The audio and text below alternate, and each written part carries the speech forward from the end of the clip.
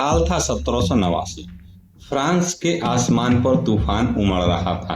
कहीं भूखी जनता रोटी के लिए तरस रही थी, तो कहीं राजा और रानी सोने चांदी के बर्तनों में दावत उड़ाते थे। यह कहानी है उस क्रांति की जिसने पूरे यूरोप को ही नहीं बल्कि पूरी दुनिया को बदल कर रख दिया। इसे फ्रांसीसी क्रांति के नाम से जानते हैं। आइए पहले समझते हैं उस समय के फ्रांस को। फ्रांसीसी क्रांति समाज को 3 वर्गों में बांटा गया था। पहला वर्ग क्लर्जी यानी कि चर्च के पादरी, इन्हें कर नहीं देना पड़ता था, उल्टा ये किसानों से चर्च टैक्स वसूलते थे। दूसरा वर्ग था नोबेलिटी यानी कि रईस सामंत, इनके पास जमीन जायदाद थी, आलीशान हवेलियां थी और इन्हें भी टैक्स में छूट मिली हुई थी। तीसरा वर्ग कॉमन पीपुल यानी किसान, मजदूर, व्यापारी और कारीगर। ये लोग आबादी का 90% से ज्यादा थे, लेकिन इन्हीं पर टैक्स का बोझ पड़ता था। क्या आज के समय में कहीं ऐसा आपको देखने को तो नहीं मिलता है? यदि मिलता हो तो कमेंट करके बताइए। ऐसा हुआ था। दूसरी तरफ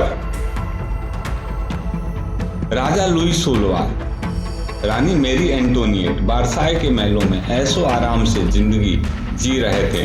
कहा जाता है कि जब जनता ने रोटी मांगी तो रानी ने ताना मारा कि उन्हें केक खाने दो। इसी तरह शाही जीवन और जनता की गरीबी के बीच गहरी खाई बन चुकी थी।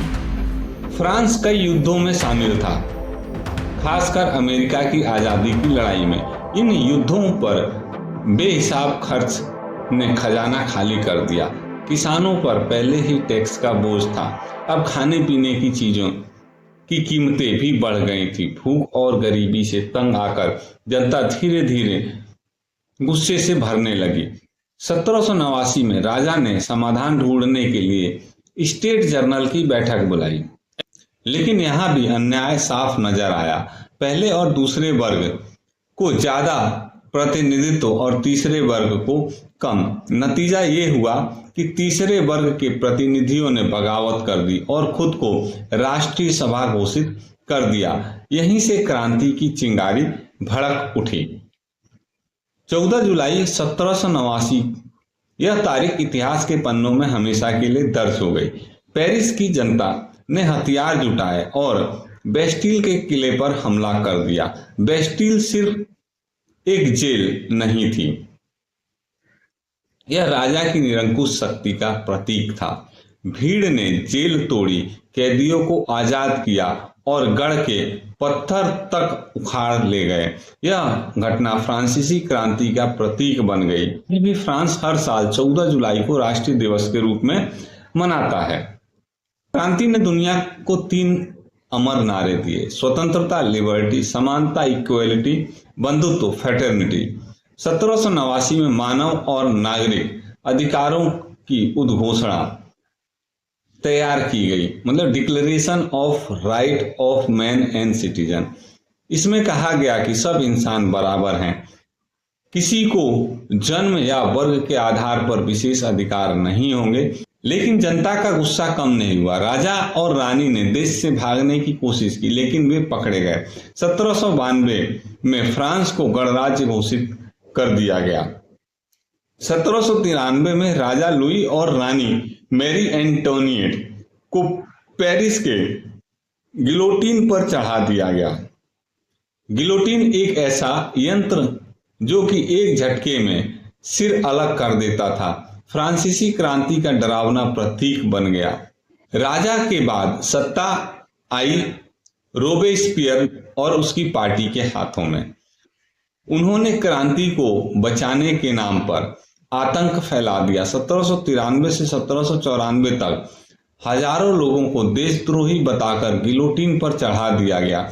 इस दौर को इतिहास में रेजिन ऑफ टेरर कहा जाता है, लेकिन जल्द ही जनता उनसे भी तंग आ गई। 1794 में रोबेस्पियर को भी उसी गिलोटीन पर चढ़ा दिया गया। क्रांति के बाद फ्रांस में स्थिरता नहीं आ पा रही थी, सरकारें बनती और गिरती रहीं।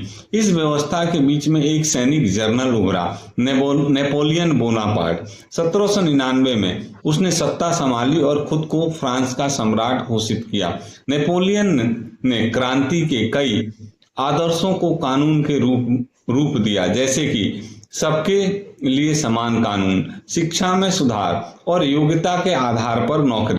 हालांकि बाद में उसने यूरोप में अपने साम्राज्य का विस्तार करने की कोशिश की और लगातार युद्धों में उलझ गया।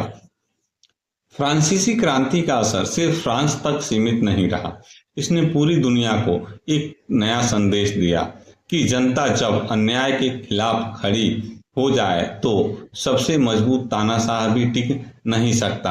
हाल ही में हम लोगों ने अपने आसपास के देशों में देखा, बांग्लादेश में देखा, श्रीलंका में देखा और अभी अभी ताज़ा नेपाल में भी हमें ये देखने को मिला।